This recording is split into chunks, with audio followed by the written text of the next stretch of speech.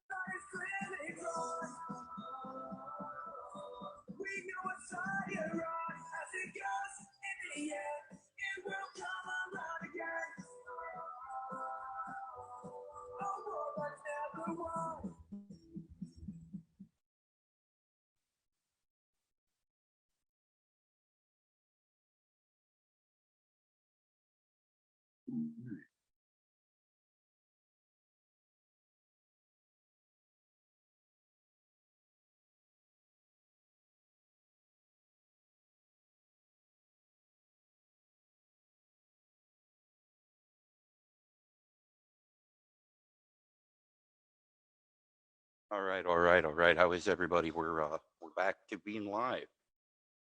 We had to kind of chip chat the song into there. But what are you gonna do?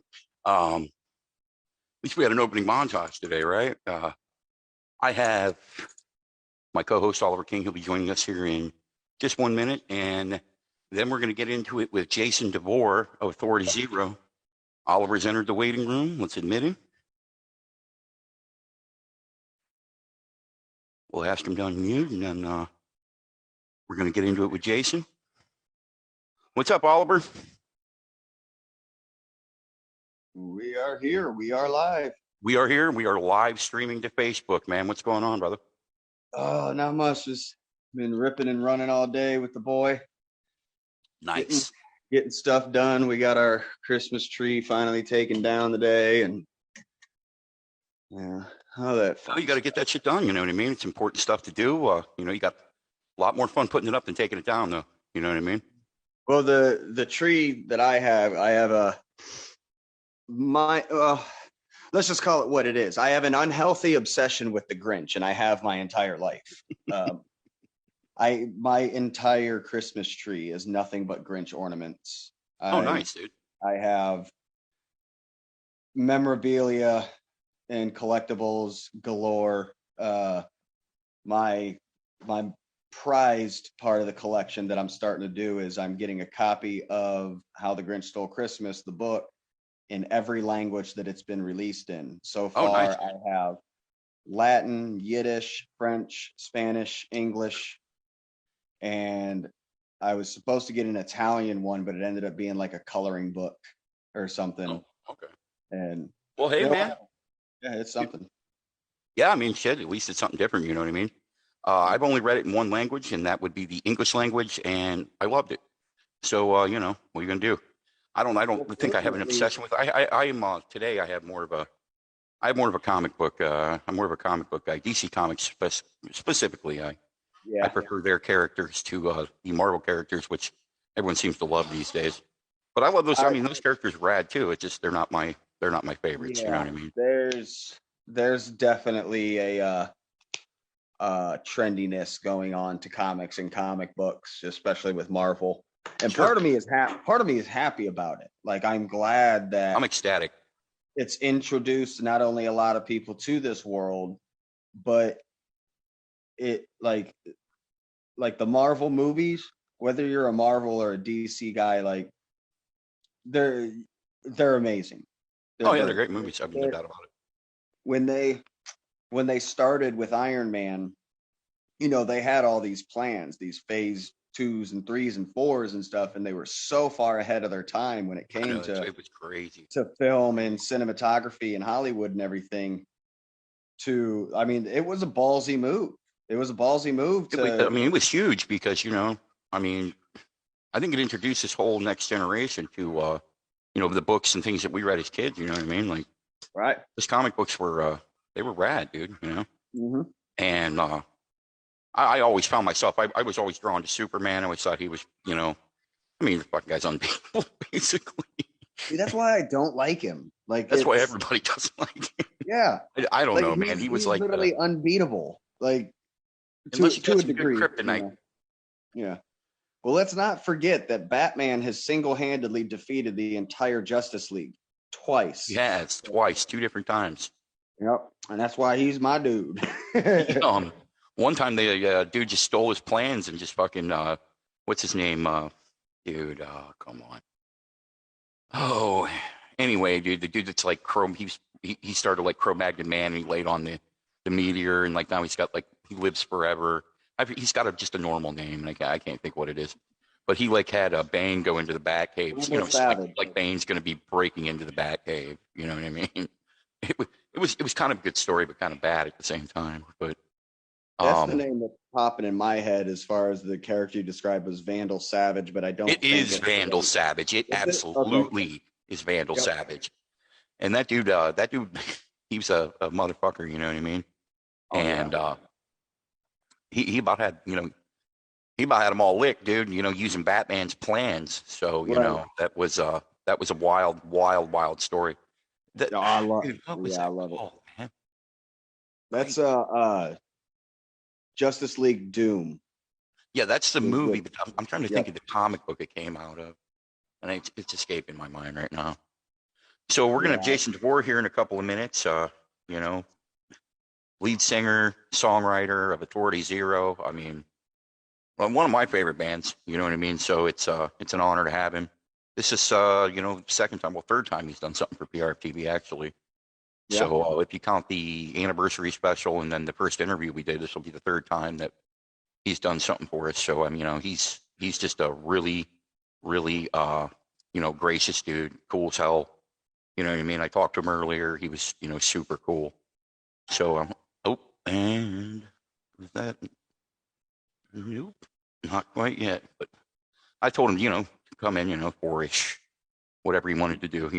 I always tell the guests around 4 o'clock. We all have lives, Absolutely. Those dudes, and a lot of these guys, what I think is funny too is how a lot of people think that because you play in a rock band that you're fucking rich or something. You know what I mean? And they're like, no. Yeah, no. Especially not a punk band. No. Most of these guys have day jobs, man. And they just still do it because they love it. And you have the Bad Religions of the world. You have, I'm sure Pennywise makes good money. I mean, my thing is this though, and I very well could be wrong. Even those bands, the Bad Religions and the Pennywises, the upper echelon, the wide known ones, right? The money that they're making off this still isn't just from being in that band. No, it's from hustling, man. It's hustling their gear. Yeah, it's from 1,001 other things that they're doing on top of playing music. It's what fucking absolutely. Greg's a professor. Like college professor at fucking. I think it's UCal that he teaches at. Yeah, dude, it's like some crazy. Dude, and then you got like Dexter Holland of the Offspring. He's like a nuclear physicist or something. Dude, you got. I believe Dexter Milo as well. Is, I believe Dexter's is biomechanical engineering. Something like that, man. It's like some insane thing that is just crazy. About the Texas. It's just crazy, dude. You know what I mean? You're like, dude, they're scientists, man, for God's sake. I mean, and people wouldn't look at like, punk rockers or whatever and think that like they're capable of doing such things. And you'd be wrong. Yeah. To me, like looking back on it, and of course I'm not first generation. I'm not that old. But in those days and all of the, studying and reading and obsessing over punk rock and the history of it, you take the Descendants, you take the album Milo Goes to College. That was a huge thing for the punk rock community, to be honest. Like, because there were, and still are, a lot of, not so wonderful people in the community. Oh, sure. It'll And always be that way. right. And for someone like Milo to, I'm going to use words that don't mean what I'm saying, but you'll understand. For him to turn his back on punk rock and go to college, that was a huge thing, and it inspired a great deal of people Well, back sure. I then mean, of people wanted to like, be oh, well, like, hang on, like, like, I'm a punk, that's what it is. Like, we don't choose this. right. Anyone that's a punk knows, like, we don't choose it. It's just who we are. But it showed that we could be more. Absolutely. Like, and it's an amazing thing to me. It really is, that you said we can be crusties, street punks running around in our battle jackets and all that stuff, but it doesn't make us stupid. It doesn't make us No. lazy. It doesn't, all the things that kind of get associated, criminals and all of that stuff. Right. They always want to associate that type of thing with people. And I think that was the 80s. You know what I mean? Like, you remember like Hill Street Blues and those kind of fucking, those shows where you watch them and they'd have like dudes like with these ridiculous looking mohawks and like. Yeah. There's the meme that goes around, and it's so apropos, where it's that, Oh, here's Jason DeVore. oh, nice. I'm going to use it as the F word, that meme that goes around that says, I was punk back when it was called Hey F word. Like, oh yeah. Yeah, I've seen that one a couple the times. scene and everything was so different back then. Go ahead, let's get Jason in. I'm not going to waste his time. That's for sure. Hey, Jason, what's going on, brother? A rad shirt. You got Suicide Machine shirt. There we go. What's up, brother? He made it. He made it. Yeah. Yeah. What's going on with you, man? Fucking technology and stuff. Just working it out. Dude, it took me, Jason, I swear to God, it took me forever to like learn how to like run a Zoom meeting myself. Yeah. And then like live stream the shit. We always said Trevor would help out. And that's what he was like, the tech fucking wizard. Now, dude, oh man, we're stumbling around like, okay, if we take a tutorial, maybe we'll make it work. So everything that I've done so far, I've watched on YouTube and then applied to Facebook liberally. So, DIY for life, man. Somehow, some way, we're live on Facebook right now, though. So I'm ecstatic. Awesome. What's been going on with you, my man? It's good to see you. You too, guys. Thanks for having me. For one, man, it's been a minute. We've been trying to catch each other here again. It's been quite some time. So a lot's been going on, man. It's been obviously the holidays were kicked in a little while back, and so I was busy with family a lot, trying to get out and about if possible, and spent a little bit of time in Florida with the wife's family out there for Christmas and New Year's Eve. So that was nice and different, nice and mellow, which normally it's not the case because we normally do a show on New Year's Eve and it's just complete chaos and you forget to even here, Right. But nonetheless, it's just been busy, man. We just did a 2-week tour on the West Coast with Ollie Ollie Oxenfree, our new album that we did. And so we were out there doing spots like Salt Lake City, Boise, Northwest, Seattle, Portland, all around through there, and then down through California and back home, obviously here in Tempe, Arizona at Marquee, and doing that. And then we're prepping up for the next run, dude. So doing that, doing some art, doing some music, doing some acoustic jams here at home, doing household projects, being a human being, being and just kind of hanging out. I hear you, brother. You're a busy man, man. I always see you on Instagram, man. You got the art going, you got t-shirts, man. You got touring. I'm like, man, that is one busy dude, man. Yeah, we were just talking about that. How people, kind of people in the punk rock scene, they kind of assume, like some people kind of assume that if you're like in a successful band like Authority Zero or Bad Religion or something like that, or these people are like extremely wealthy people, and it's like, no, dude, these are hustling ass people. Like these people are out, busting their ass to get their name out there and get things going, and that's what we were just talking about, man. Before you came on, dude. Yeah, absolutely, man. I mean, I think that's what a lot of, most all musicians that I know, actually, it's just right. It is about grinding. It's about going and going and going and pushing and keeping yourself occupied and busy, and don't don't just sit around waiting for things to happen. Really, it's, if you want to cool, yeah, like you said, absolutely. DIY, don't deny it. Hell no, man. It's the way you got to do it, brother. What do you think, Oliver? Well, I'm you know, I'm fanboying a little bit. I'm not gonna lie, Jason. My man. Not gonna lie, I'm just kind of stuck for a minute. But no, you mentioned cool. you mentioned the new album, Appreciate Ali Oxenfree, and when it first came across to me, I had like, my name's Oliver, so I have a very love-hate relationship with the word Ollie. Sure. So like, as soon as it got brought to me, like, yeah, it's called Ali Oxenfree, I'm like, son of a bitch. Is that a nickname back in the day or something? Oh, I hated it. I've hated it since I was born when people call me Ollie. It it always drove me nuts. But no, I checked out the album, man, top notch, dude. Like, you guys did a phenomenal job on that. It's just amazing. The main thing for me is, like, with the lyrics and the meanings of the songs, the emotion of them is conveyed through your music so well that that's really what made me a fan of you guys when I first heard. It's not necessarily about what's being said or the guitar riffs or the drum beats or anything. It was that conveyance of emotion, and I just wanted to give you the kudos on that with not only this album but your guys' entire discography. You guys have a band have always conveyed the emotion of the songs so well, and just want to give you a golf clap for that. Thank you very much. Back to you. So, Jason, before we talked about, I asked you about like your songwriting perspective, like on Passage of Time and stuff like that. So I guess I'll just go down the list, right? Right to the next one, dude. When you guys were doing Andiamo, everybody loves that record. That's, I think, one that just about everyone can agree on.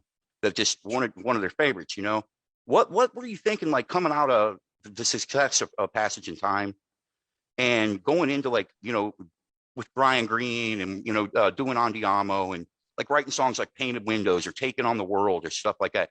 I mean, these are classic Zero songs. And, I think people want to, like, maybe kind of hear like what you were thinking, like writing those tunes, man.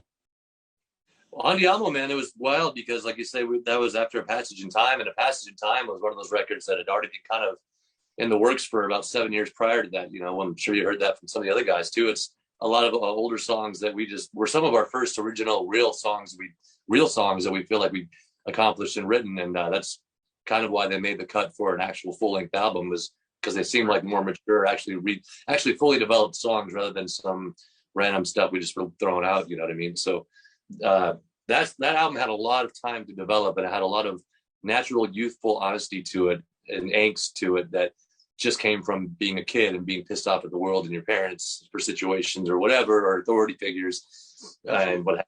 So that was not scary, but it was certainly like one of those, I'm older now, lyrically at least, and as far as like that mental frame goes, and that motion of that writing process was like, I'm an older dude now, and I've experienced a lot more things that are older dude kind of things rather than just this childhood pissed offness. So It's like that's what made, I think, A Passage so great, was that honesty of it and that pure natural emotion, raw energy of it. And so going into Andiamo, I just really had to have a talk with myself and just be honest with the writing. It's just one of those things, just write how you're feeling. Obviously, it's the best way that people like to listen to music, myself included. And you can read through the bullshit a lot of times very easily, if you're not, absolutely, if you listen to a singer write about just whatever because of the fact of this matter, and rather than from the heart. So just did that with that writing process, honestly, man. Just like everybody else was going through a lot, just like every album, different life experiences, going through different things. Touring had kicked into play with Passage in Time heavily once we got signed to Atlantic Lava Records, and it was a two-album deal with them. So Andiamo was our second record. So there was pressure on that in regards to the politics of it and the business side of things, I guess, to where we were just like, we really got to step it up on this one, man. It's like people don't usually fancy the second album after something that you first come out with. People like their first albums a lot of times from bands, it seems, It's a really hard thing I've noticed, like with bands, like when you come back with, like, after a great debut record, to come back with that second record, it seems like it's either like a total gift or like a curse or like something like that. And it seems like to me that you definitely you got the gift thing going on there, man. I think that when you get to like hardcore Zero fans, that might be some of their, one of the best membered records. I mean, I would think, but yeah, oh, definitely, man. I mean, when I heard that, I heard it was like, it was definitely you guys, but it was like a different feel to it. You know what I mean? And just right off the rip with Pain, I mean, you guys opened it up with painted windows and like what let me ask you about that song specifically. What were you kind of, what were you getting at with that? I mean, I understand the end part, go, chase your destiny, try to get all that, but like where were you at, like, headwise with that, brother? I'll be completely straight with you on that one too. I remember the exact moment. I don't remember the exact day or time or specifics on that, but the actual moment I was in the tour van where my spot's in the back of the van. It always has been that back seat kind of zone. So you feel every bump 3 times as much, but it's Nice. it's a nice spot. It's become the zone for the last 20 plus years of touring. But we were in Florida. We were crossing, they have the big bridges all over Florida, like going from place to place with the big water spots and the big lakes and that separation or whatever, I'm sorry, of all the water. And I remember just like taking a nap, being awake and then looking out the window and then taking a small nap and waking up, and the scenery is completely different. And I just really started reflecting on my life and like what my life was becoming or had become from the years prior to leading up to that point with music and with just the journey in general, and it was a different scene. It was a different scene with every passing frame. That's kind of where my head was at with it. If you look at it that way, and it was just ever changing, and that was kind of like just life in general does that. But that moment in time, with my perspective, it was a realization of what I was actually doing and what we were accomplishing through music, and just I guess in life in general, and the reality of what was happening, and just how it is ever changing, and what's next to come. It's you're looking through those painted windows. It's like a different scene every time in your life, every freeze frame. Right on, man. Right on. That's awesome. killer. That is a killer.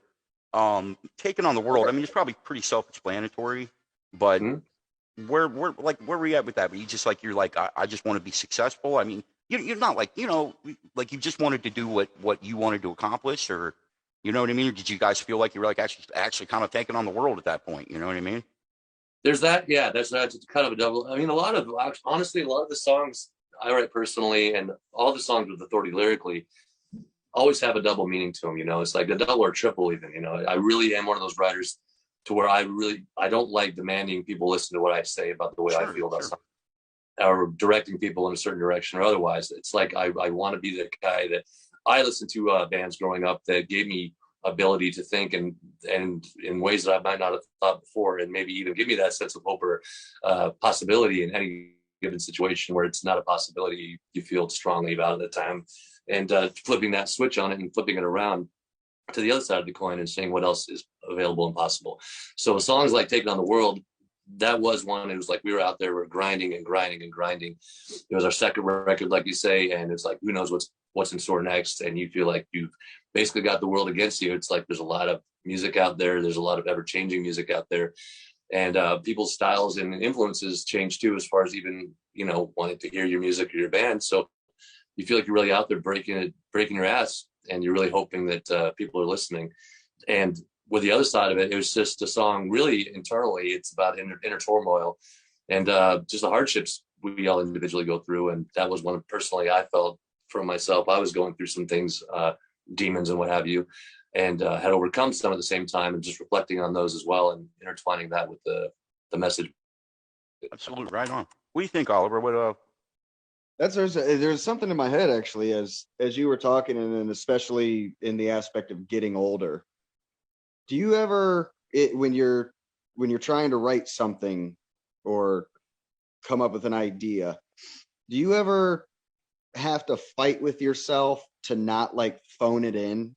Because with it being punk rock and 3 chords and a driving beat, I've noticed in myself and in my writing and the stuff that I do with our band, it can kind of happen where we end up just kind of phoning it in real quick a little bit, like but it seems to me, and it's what makes Authority Zero such a great band, is that I've never gotten the feeling that that's happened with you. Like you said, double and triple meanings to all of your songs and stuff. So I'm wondering, do you ever struggle with that, even if it's easy to overcome? Is it ever a struggle to not kind of just phone in a song or anything? No, absolutely not. And awesome. That's not in an overly ambitious way, but just the every time personally, it's just the way I really approach music in general. I think with most things in my life, I really try and, if I'm going to do it, you want to do it the right way. If not, excel beyond in the bare bones of what you think you wanted to first accomplish, even, you know. So I've always approached music that way, and songwriting as well. It's like, as far as ideas go, it's sometimes my biggest conflict, I guess, with that is a lot of this stuff is the same shit day to day. It's just a different monster, you know what I mean? Right. So it's like repeating has always been something I've been made myself very aware of, to make sure that I'm not just seemingly just saying it over again, you know, but also still if there's something is, you know what I mean? Yeah. So it's like, that's the biggest conflict I've had as far as ideas and like emotions and content goes. It's always there around you, you know. You're always going to find inspiration in something for sure. Yeah. So yeah, with that, that's the main focus I do. It's the hardest part is like, I'm like, oh, I just said it, even down to a word. It's like, I don't, you know, reuse words even sometimes, try and keep it interesting for the listener, keep it interesting for myself and for the band, and keep on just getting more creative with it if possible, you know. And that goes with performance and everything, you know. If you're having a rough night, the voice is out, your body's aching, just go out and give it everything you got still, you know. And it's like, it's going to hurt, but you know, people came to see you, they, you know, been waiting for a year, sometimes 2 years, sometimes they've never seen you play, and it's 20 years down the road and you're older and things hurt a little more, you know, but you still got to get out there and do what you do, and do it, and make sure that they know you love it, and give them honesty. I watched a video recently of kind of touching on that. It was from 2018's Punk Rock Holiday, and like you were literally out in the crowd. Like, I mean, I'd never seen anything like that. I was like, wow, dude. Like, Dolly, like you told Dolly to hit it, and he was like all the way back on the stage, and like, what was that like, dude? I mean, that was that was fucking crazy, man. Every time something like that, man, it's just pure raw emotion, like, and raw energy, like just feeding off each other, the audience, back to myself, back to them, back to us, back to the band with all of it, you know. It's just one big bubble of energy, and I thrive on that, man, with every show. And like moments like that, like you say, you just feel this whirlwind of excitement around you, like the circle pit around during that specific show. I know which one you're talking about, and it can be frightening, it can be exciting, it's scary, it's fun, it's all those elements. Anything can go wrong. You mic cable, I had a mic cable at that one. It was like probably 50 feet long. I was like, wow. Yeah, my boy Travis, you know, Travis Stevens, he absolutely. He was holding my cable up for me, at least with that extra. I was like, he looked a little worried too. He was like looking around, like, oh shit, you know. Yeah, I get those a lot of man. You know, like, well, this is the last show. This is where it all goes. With you guys, you know, getting on the road and stuff, that's got to feel good, man. You know, get back out there, start playing, man, playing those songs, because those songs are rad, dude. The new record's great. I mean, you know, you guys think you're gonna be playing for what it's worth at any time, or have you guys played it already? We've not played it live yet. No, we haven't played that one live. The ones we've been doing live on the last run were Ollie Oxen 3, of course, and we dabbled into Fire Off Another. We dabbled into Fully Operational, which we're going to start playing probably on this next run, the second leg of Ollie Oxen Free. So get ready to dance to that one. That's a killer track, dude. Thanks, man. Sure, it's just man. fun. That's got that old school ska feel. Yeah. But we haven't dipped into that one yet. No, there's so many songs on this album, and you know, some of the others, obviously, for that matter, that we want to play. And we're always like just tearing apart the set list and trying to see, you know, make sure that people are getting what they want as well as us in the same regard, and getting our fill to, because once again, you know, if you're not enjoying it, people are going to know that. Oh, and you're there to have a good party and share the fun. Absolutely. How difficult is that for you guys with such a large discography to choose from in picking the right songs for the set and everything? Is that difficult, or is it just kind of challenging? Like, what's the level there for you guys? It's difficult in the regard that it gets a little selfish with all of us, because we want to do what we want to do completely. We want to play our new record. Obviously, I think a lot of bands want to do that because you worked so hard and vigorously with, you know, and you're feeling those emotions raw and fresh too. So it's like, that's how you actually feel at that moment in time, you know. But you know, all the other songs are intertwined with those emotions too, and those feelings. And plus, some are more fun to play live in that regard, because the audience just knows them better, and that, you know, that it's impacted them just through like the history of having conversations with the fans or people at the shows, that it does a lot. And, you know, you start to realize which songs you hear more about on the road and traveling, and that sticks. And so you make sure that you do incorporate those into the set list. And with the other ones, it's just a coin toss with us again. You know, we're all, well, I like that one. You guys want to play that one? We'll try it out, practice. We're all tours in 2 days. We're not doing that one. Yeah. Are there any songs from, you know, beginning till now? Are there any songs that you guys wrote that the fans took to more than you ever expected? Like it surprised you that the fans liked that song so much off the album compared to the other ones? Were there any shockers to you guys? A little bit, but it's funny, but it also makes sense. But I think it's a great song. But it's the song Super Bitch. I'm sure you know that song. Yeah. Super became like odd song that got really popular with, you know, without being a single per se.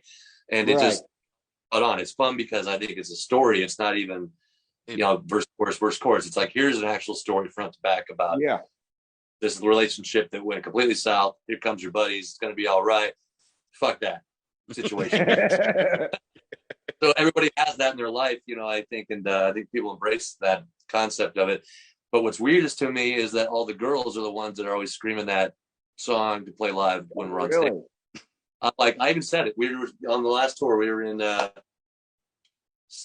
where were we? Somewhere up northwest. I can't remember the exact place, but we were there, and you know, these gals in the front like screaming "Super Bitch." I'm like, of course you want to hear "Super Bitch," you know, like this kind of thing. I was like, hear that one, that one. I'm like, ladies, use your powers. You've got them. You can do this. You've got the strength. So embrace it. Embrace your strength. But I think it's an empowering song also for women as well as guys have also been through that, and women have too with guys. So sometimes the guy is the super bitch or the girls, you know, back and forth. Absolutely. Absolutely. So relationships and life ups and downs and shitty moments in general, you know. And I wrote that when I was 17. So it was like it's just in that useful, natural, honest, this sucks kind of song, but it's gonna be okay. I had always wondered about that song. I never wanted to ask you about it because I never want to put you on the spot like that one. But, you know, like at the end with like the Dr. Dre lyrics kind of shit. And like, I loved it. I was like, man, he must have been a young dude when he wrote that. Cause I mean, that was really popular. You know, we're around the same age. And yeah, I was like, I remember hearing that and just laughing my ass off, man, being like, that's a fucking great tune. You know, let me ask you, you know, you talk about fans and talking to fans and all that type of thing. Why are you guys so fan friendly? Why is it? I mean, it's obvious that you take time out of you're a busy dude. Chris, you know, all you guys are busy dudes, and you guys take time constantly. I see you take time constantly to, you know, do things like this, or I mean, like with the PRF, the anniversary thing, or just like anything. What is it that like drives you to do that type of thing, Jay? Just the excitement of it, I guess. You know, the excitement of actually getting to talk to the people that take the time to even shit about what you're singing about or playing about. You know, it's like, again, this whole thing, like every band started basically in a basement with, you know, your friends that didn't even want to hear what you had because you couldn't really play what you were playing. You know, it's like go from that to people actually giving a shit about your bad day or your whatever you're going through or whatever, and trying to sort it out through your lyrics, talking basically to yourself in every song and trying to be your own therapist. You know, for that to actually be embraced by other people all over the world, and even like in your own town to start, even and down the street, it's amazing to me. It blows my mind. I mean, completely. I mean, I remember being the kid, clearly going to one of my first punk rock shows was the Joy Killer in the basement of the DV8 theater, DV8 venue down in Salt Lake City when I used to live in Evanston, Wyoming, across the tracks there. And up that, and it was in this basement. It was like a full-on, just like, you know, punk rock show. It was like a 200 cap room maybe, and it was maybe a third full of even that. But it was like, it blew my mind. And we got rad that night. And at the end of the show, and I've told this story before, but Jack Grisham of TSOL is a singer of that band. And I saw in my way to tell everybody left the venue, and I stuck around and I found some garbage on the ground. And I saw him walking to the green room, which we all know what green rooms are nowadays. They're not awesome. But we know what the green room is. It's the closet. But no, he was going back to that. And I stopped him. I was like, hey, man, hey. I'm like, would you mind signing this piece of trash for me? I thought you guys were great. And he's like, oh, you didn't get any stickers? I'm like, oh, I don't got any money, man. I'm just, you know, a little broke kid. he's like, hold on one second. And then I stood there and he went back to the green room and he came back with 5 Joy Killer stickers and he signed one. So he took the time, you know, and it was like, he didn't have to do that. Out of all these kids, he's an older dude. He's been doing this a long time, clearly. Now I got to learn more about that as I got into more of the, punk rock scene and learned more about him actually being with TSOL and the history of that and the whole generation of all of it. And for him to still take the time and do that for me, this little kid that like he'd never met before, really meant everything to me. And I said to myself, really, I was like, if I'm ever in a band, I wasn't even in a band at the time at all. And I was like, if I'm ever in a band, I want to be that guy who gives a shit and like lets people know just what that made me feel like and let them know that it did mean the world to me that they were there and stuck around even, I mean, and it just means everything to me, man. It really does. That's why I'm still here doing it. That's why I still love the shit part of it, the good parts of it, the adventure and the never ending curiosity of it. And just the thrill of it, It's a long journey. You guys have had a hell of a long journey. I mean, like, from 1234 and guys like Bill Marks and Sean Sellers and guys like that. I mean, you've had top players. You guys have done really good. I mean, your records are very consistent, even with different players. They're very consistent. And sure. I have a question it's just a weird question. I know you kind of said that like you don't really like to pick between your albums. You know what I mean? Because they're all like different parts in your life. But like, sure. Like with 1234, what was it like? To me, that's one of my favorites. It's just beginning to end. It's all kill, no fill, Okay. And what was that like recording that record, writing that record, man? So that record was a bit of a turning point moment in the career of the group. That's kind of when things started going a little bit quirky with the band members and like just passion, I guess, a little bit was kind of depleting a bit. It's at this point we put out the 2 records, we've been signed to a major label, even a subsidiary of it, and like that was like, woo, here we go, kind of, in our minds. Once again, being kids before that, that's our only history of like success as a band was what we were doing locally, which was just enough for us.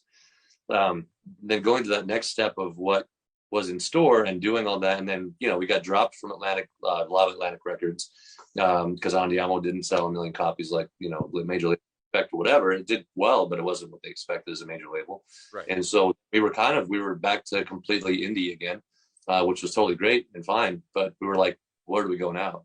And it's gonna be disheartening, because you've worked so hard for so many years to get to that point, and then you feel like that's the end. You feel like that's kind of it, because you see and you feel the emotion in the band from each individual, and it affects every show, obviously, and it affects travels, and you just get kind of worn out at that point a little bit, and it's really hard to kind of keep yourself motivated when you feel like you've been kicked down so hard.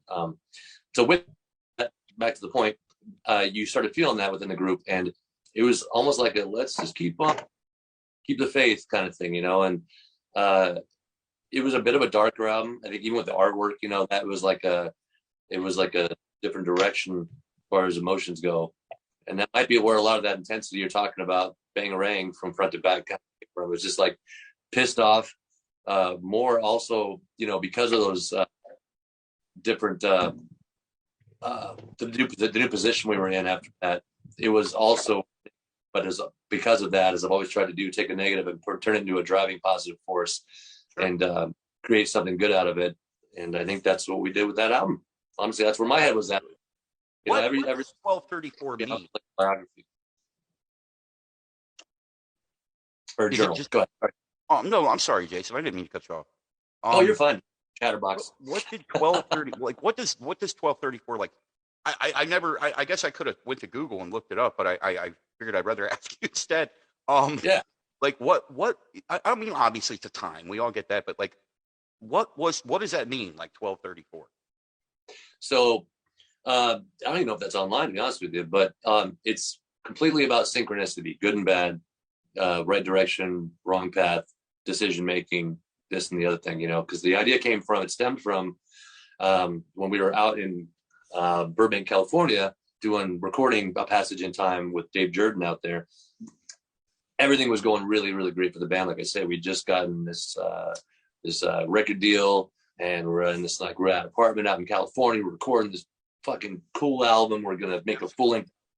Everything feels great. Energy's up. We're stoked. We're hanging out with partying, a bunch of kids in the toy house, and I kept on seeing 12:34, whether it be in the afternoon at the studio or at 12:34 at night when me and Bill were throwing a bunch of beers back in the apartment, just messing around, and consistently, it wasn't like looking for it. It was not even just like kept on looking at the clock. It would just be a random look at the clock, or just that number kept popping up, and everything was going so well. So I took that as a positive thing, and I was like, things are on the right path right now. Things are really going the right direction. Stay the course kind of thing, mentally.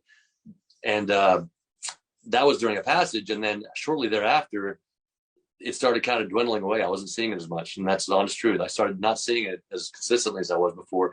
And then just before 12:34, it started kind of popping up a little bit again, like right around that zone when we're recording, I think, and it felt like we were getting back on track. And I really did start seeing that again. So we're like 1, 2, 3, 4. It's like even the count off 1, 2, 3, 4. Just the typical count off. Classic count. That's rad. Yeah. So it's like, once again, the double meaning deal, but the 12:34 was really aligned with the synchronicity that was happening with the first album. And that kind of has happened throughout my life to this point, to be honest with you, man. It's like, I still see it now when things feel really, really good, and they feel like they're on the right path and getting back on track. Just like with life's up and down. So I think it's just kind of the guiding force as far as synchronicity goes that kept on appearing. Awesome. Right on. It just makes sense. Oliver, you're traveling. Yeah, I had to go outside and smoke. Oh, okay. All right, man. I got one last question, Jason. I know you're a busy dude, and You're fine, bro. This is great. Go to Oliver after that, and we'll wrap it up, buddy. Great. I want to hear your perspective on a story that Travis told me. This made me laugh so hard, man. So there, apparently, you guys had rented a van. Brandon told me about this too. You guys had rented a van, and then you guys flipped it over, and then you still drove it like 500 miles to a show. Is this very accurate? We did rent a van at one point. I think it was a different story with the rental van. This was our van, actually. It was our van. Oh man.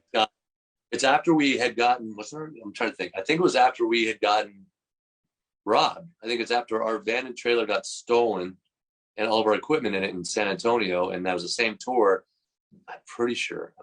Don't quote me on it. But I think we didn't have our trailer on us. We were using our friend Counterpunch's gear because we had the whole tour to go still, basically. I might be getting my stories mixed up too, so I might be different stories. But regardless, we didn't have our trailer on us, thank God, because that would have been a completely different story. But we flipped it. Yeah, we flipped it in Wyoming, going down that big stretch of road that's super windy. They have all the windbreakers there for all the semi trucks and shit. And once again, I was asleep in the back seat, and we were cruising, and all of a sudden, I woke up to just flying through the air, and my last famous words would have been "What the fuck?" because I was exactly out of a dead sleep. I was like, "What the fuck?" and flipping over, smashed my head against the side window. Oh no, dude! Everything kind of blacked out or whatever, because the hit and what's happening. You're kind of waiting for the next tumble, Sure. And then you open your eyes and like we're sideways, and I just see like bodies like laying against the sidewall and just shit everywhere. Like luckily it wasn't like crazy like heavy weights or something in there to crush our skulls, but it was. But yeah, we did that. I was like, did a sound. First thing I did was I yelled out like, I'm like, sound off, everybody okay? Say something, Everyone's like, aye, cool. I'm like, all right, let's get the fuck out of here. And so we crawled out the back door because I didn't know if it was like how extreme it was at that point in time. If there's like a fire in the engine, that was going to happen. And so we all crawled out, and it was like snowy and whatever. And luckily, weirdly enough, there was a state patrolman had been following us for a little while because I guess we were swerving because of the wind or something. But luckily he happened to be there in the middle of nowhere and was there to help us out and, phone in a pickup truck or a tow truck to come get it. Because the next place was even available was like a one gas station stop about like 110 miles down the road. Good Lord. So luckily we got towed to there. No, we got it flipped over there and then drove it slowly to the truck stop thing. That's what it was. And the whole side door wouldn't open up. So everyone's like crawling in the front door to get in and the back door to get in. And everyone's obviously clearly, and worried to get back in the van. But I'm like, in my head, I was like, well, we got that out. I was like, it's always like, what are the odds again of it happening, at this point in time? Right. Oh, so we got that's great. Yeah. So we got there anyways, long story short-ish. We got there and dude, I swear to God, came out like just shaved head, suspenders on, big guy, big old, red shirt, got stains on it, got the one thing unsuspended. Came out kicking the tires. Well, look good to me. Fine to drive it. Boys, go on ahead. We're like, you serious right now, dude? And so, Dally especially, I remember this. Sorry, Dally, I'm not trying to call you on this one, but he was particularly like, I am not getting back in that fucking van right now. That was the scariest shit ever. And we all felt the same way. So it wasn't just Dally, but he was the first one to verbally express that. And we're like, well, we kind of have to because we have a show tonight. And it was like, they're like, you guys want to rent a van in the next town? It's like another 200 miles that way. And then in our heads, we're like thinking of the time we don't have to get to the show. Absolutely. So we hopped back in it and we drove there and we played that night. So there we are. We got there and we made the show. So don't cancel. Yeah. Fuck yeah. Cancel Right the pod. on, man. Yeah. What do you think, Oliver? Split second, you guys, if you flip a band, you guys are going to keep driving that, right? I mean, Oh yeah. I would have been the first one getting back in the van. Like, let's go. Come on. Like that's, we've seen worse. It'll be all right. Worst case scenario is we die. Come on, we got a show to do. That's right. It's always with everything in life. It's life experience. You know what I mean? what is it with punk rock and just the commitment? Like the motherfuckers will get in the van and just flipped over and not think twice about that. Like most dudes, they're like, man, they're like, this is sketchy as fuck. And but you still do it. You know what I mean? You got to get to the show. I mean, what is it about that, man? It's just the kids. You can't let the kids down, bro. You got to go. Fuck. You got to be. Thank you, man. That was extremely funny, man. We kind of heard half the story from like Brandon. We heard half the story from Travis, man. I wanted to ask you about that, man. That cracked me the fuck up, man. Yeah, it's probably like one story right now. Oh, hey, man. Whatever. It's a great one. What Oliver was amalgamated, it's fucking great, dude. That's one of the funniest things I mean, not funny. I mean, it could have went really, really. Please don't misunderstand me. I know that could have went totally fucking bad. But dude, everybody was okay, and then like to just hear like the guy at the fuck gas station, oh, okay, that looks all right. You're like, dude, what the fuck? Oh, it's unbelievable. I was like, are you for real, dude? I would have said something dumb like, he doesn't have any teeth. I'm trusting him. Like, everybody get in the van. Like, it doesn't have to make sense. We got to get to the show. Come on. Hey, honestly, I've seen you've been doing a lot of painting, man. You've been doing with the new No Regrets one was looking pretty rad, man. What inspired you to take that song to paint that painting, buddy? It's a lot more drawing and sketch stuff, man. I do like a lot more of the drawing and add the colors and all that stuff to the fun of it later. I mean, I've always been a big doodler and a big fun. I've just loved sketching my whole life, and even as a kid, And I just started kind of picking it up again, and I went that direction with it, and just kind of started experimenting. To be honest with you, more than anything, and got some local cats involved, like Jake Stevens has helped me out with a lot of the finalization on the art development of it, and just kind of throwing tags out there and some support here. My buddy Quinn at Hamster Labs does all the prints for me, and so it's all a bunch of local based stuff, and it's just a lot of fun taking these concepts and just kind of getting creative with them. And with No Regrets, same idea with that. It was I basically with that one also incorporated, if you look deeply into the imagery, it's actually old photographs my dad has taken along the way of journey through life kind of experiences with the group as well. They're kind of like the whole hidden imagery kind of deal. And my acoustic guitar that I decided to go ahead and move forward with as a part of that piece. It's just been around with me for quite a long time, through tours, through live shows, and through the sticker process of it. I mean, just looking at it, I think that's what kind of sparked it, was just looking at my guitar one day, and I was like, man, that thing's seen some shit. I've seen some shit. Like, so I'm like, let me try and incorporate this into that song. It just made the most sense to me to make that the centerpiece for something of that nature. That's rad. Kind of came together that. What do you think, Oliver? So thanks for everybody supporting, by the way, with all this stuff. It's been a lot of fun. Dude, it's been my pleasure, man. I've always made I'm sorry, Oliver. Oh, I was gonna say thanks for creating it and giving us something to support. Like, absolutely. The appreciation definitely goes both ways. I truly believe that. Thank you. Absolutely, man. Well, Jay, I don't want to keep you, buddy. I know you got a show tonight, man. You want to tell people where your acoustic show's at tonight, Jason? Yeah, I'm playing one of my favorites out there on the west side. It's Tim Finnegan's Irish Pub. I'll be there from about 9 o'clock to midnight.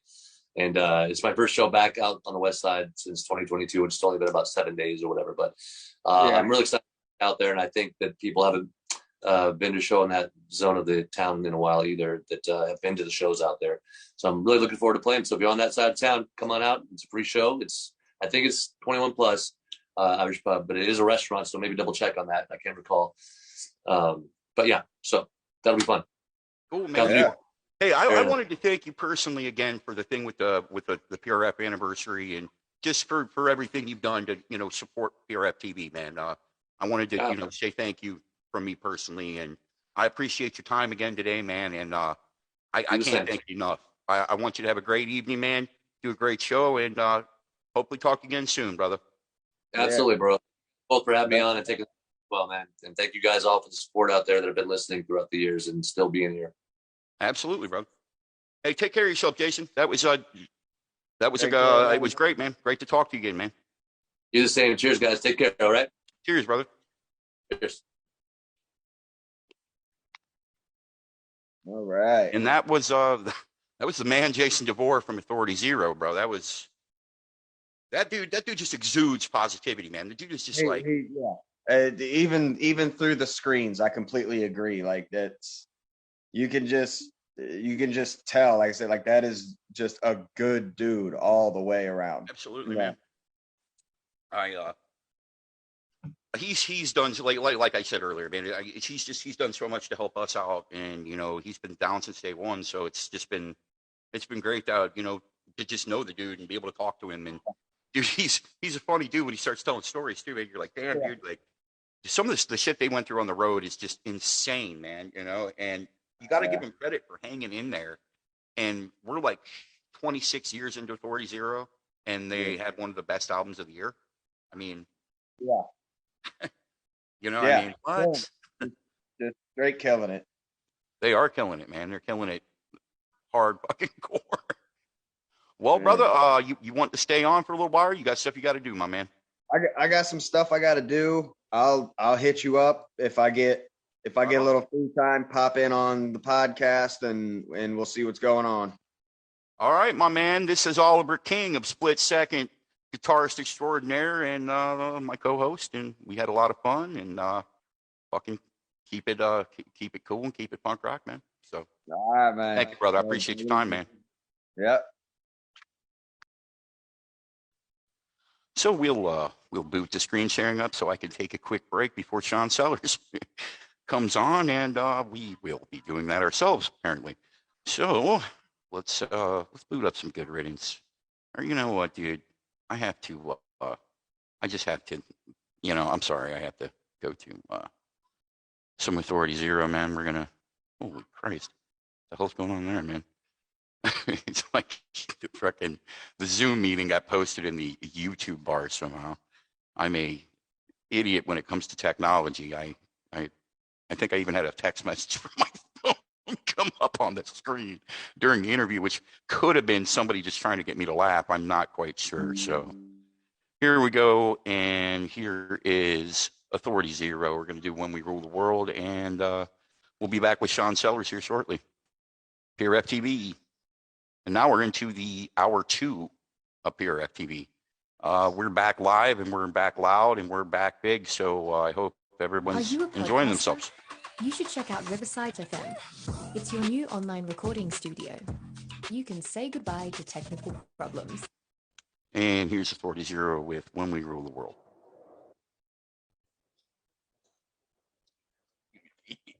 That was a terrible thing.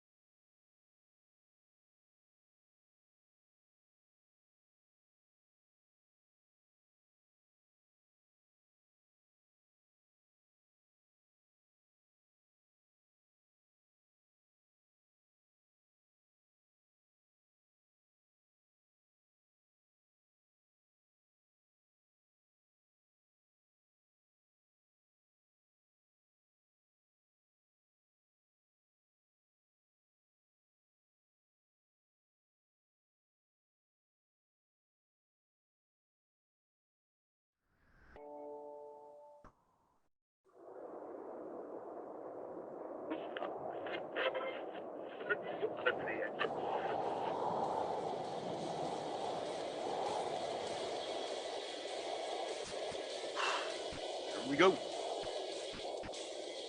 And that was obviously Authority Zero with When We Rule the World.